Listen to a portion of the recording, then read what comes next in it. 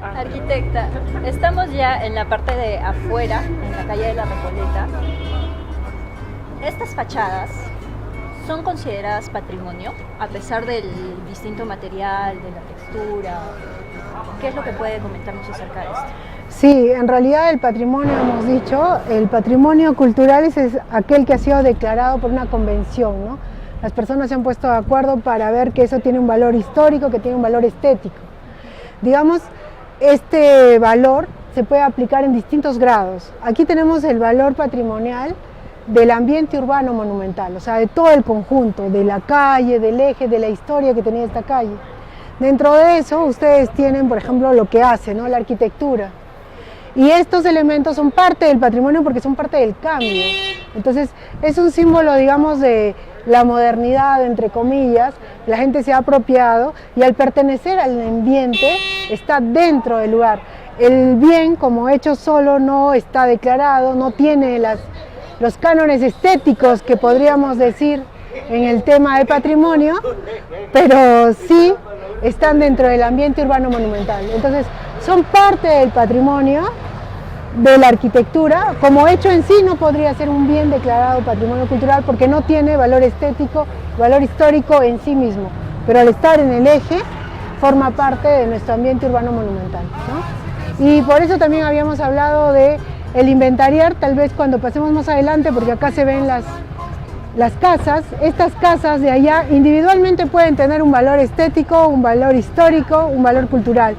¿Qué hacemos? Inventariamos y catalogamos no solo la calle, sino cada una de las casas y fachadas que son parte de este bien. Entonces dividamos el conjunto y lo individual. Para que queden registrados. Para que, sí, y que... A ver, arquitecta, ¿podemos seguir avanzando para poder señalar los distintos elementos? Ya, digamos que acá podemos ver la evolución arquitectónica. Tenemos la sinuosidad y la conexión que teníamos antes con el río, ya se ha perdido, pero tenemos la calle y acá podemos ver esa casa de 2 pisos que tiene las 2 etapas, ¿no?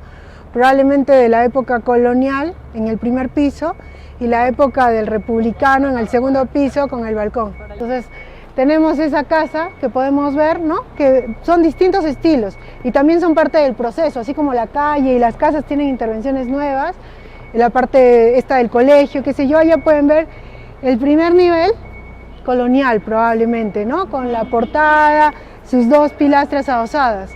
Luego la preparación de esta cornisa para aparecer en la época del republicano. Ese balcón es completamente republicano, no es colonial, ¿no? Entonces tenemos la superposición de los estratos, como existe la superposición de estratos en la calle, ¿no? Por eso pueden encontrar esos elementos modernos. Cuando vemos esta arquitectura, empezamos a buscar lo que no vemos, que también es patrimonio, y es lo que aprendemos, ¿no? Probablemente esta casa en algún momento tuvo color, algún rastro de color, probablemente el primer piso de un color, el segundo de otro color. Las puertas pueden haber tenido color, los jaladores, los llamadores de la casa, ¿no? O sea, esta misma casa por sí sola nos puede contar toda una historia y todos varios elementos patrimoniales. Pueden ver ahí rastros en el sillar de la pintura que tuvo en algún momento. ¿Qué hago yo para no perder eso con mi nueva intervención de restauración? Que les digo que es una cirugía, ¿no? ¿Cómo? Con la catalogación y el inventario. Cuando yo tenga la ficha de esta casa, probablemente voy a tener, contrastando los archivos históricos, cómo era el primer nivel, con los burros, la gente caminando, las carretas, y ahora cómo es con los carros, y cómo esta es otra postura, ¿no? La postura sin color. La ciudad de Arequipa, más o menos después del último terremoto de 1960, más o menos, no del 2000, aparece la Junta de Rehabilitación. La Junta de Rehabilitación de la ciudad, dirigida por el ingeniero René Forga San Martí, dice: hay que uniformizar la ciudad. Entonces, ¿qué hace? Hace una norma donde toda la ciudad debería tener sus edificios cara vista o pintados de blanco. Y eso es un plan de color y una nueva parte de nuestra historia. Ellos se están pegando a esto, ¿no? Si podemos ver esta otra casa que está a su costado, miren la cornisa. ¿Ven el color? Entonces, ese pequeño color te muestra como testigo de lo que fue. no puede darse en una pieza, ¿sí?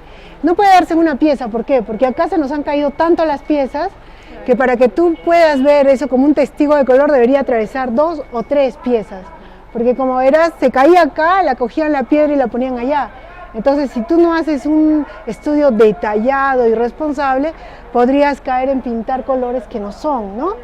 Y bueno, finalmente ya hablar de un plan de color hacia adelante, ¿no? Entonces podemos ver unas tipologías, miren esta intervención nueva en drywall, ¿no? Que es de la última tecnología que están utilizando, ¿no? Es antisísmica. Podremos juzgar, combina, no combina, se diferencia, no se diferencia, pero lo importante es que podamos valorar el patrimonio y conocerlo. Ahí arriba ese otro edificio, ¿no? Muy lindo, con su balcón. Parte seguramente de estos fraccionamientos del patrimonio. El padre heredó eso a su hijo, pero su hijo a sus otros hijos, y así se ha ido dividiendo y compartiendo el patrimonio. Claro, lo que comentábamos es que, por ejemplo, el patrimonio es una cosa que nos pertenece a todos. El patrimonio de la ciudad nos pertenece a todos, pero el tambo es propiedad privada, ¿no es cierto? La gente vive en ese lugar. Y no vamos a encontrar una persona, como había en esa época, el obispo Goyeneche o qué sé yo, o el potentado que donó el dinero para hacer ese monasterio, para que diga, bueno, vamos a restaurar ese tambo. La municipalidad no puede invertir en propiedad privada. Las instituciones gratuitamente tampoco invierten en la propiedad privada sin recibir nada a cambio. Nadie hace eso, ¿no es cierto? Entonces el patrimonio ahí es un patrimonio que no tiene políticas y gestión de mantenimiento, porque la gente que vive ahí no tiene dinero para mantenerlo. Y como está declarado tampoco pueden venderlo, entonces la declaración es una forma de congelar el bien. Nadie quiere que tu casa la declaren patrimonio, porque ya no se la puedes dividir a tus hijos, ya no la puedes pintar, remodelar o poner cualquier otra cosa. Entonces este tambo es un ejemplo de qué tenemos que hacer para conservar nuestro patrimonio, cómo convencer a estas personas de que si restauramos el patrimonio no solo van a mejorar su calidad de vida, sino que también van a poder hacer que la gente aprenda de cómo era ese lugar, ¿no? Si tú piensas que lo que más destruye el patrimonio es el boom inmobiliario, yo como empresaria te diría, botémonos eso porque ahí tengo más de 1000 metros cuadrados multiplicados por 10 pisos, tengo un montón de dinero, yo y la ciudad y los propietarios de esas casas. Entonces ahí empieza un tema de riesgo y de gestión que nosotros tenemos que cuestionarnos y ver cómo podemos trabajarlo, ¿no? Entonces es por medio de la declaración como patrimonio que se empieza la gestión para las restauraciones en las distintas viviendas o lugares de la ciudad.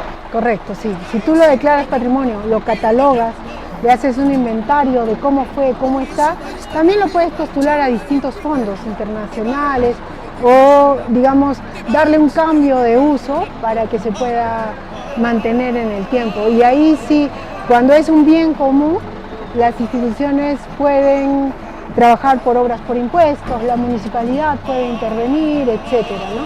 Pero tienes que tener un plan de gestión que permita a las instituciones trabajar y a los propietarios quedarse en su casa, porque la ciudad la hacen las personas. Y sin personas tenemos una escenografía bonita donde nadie vive.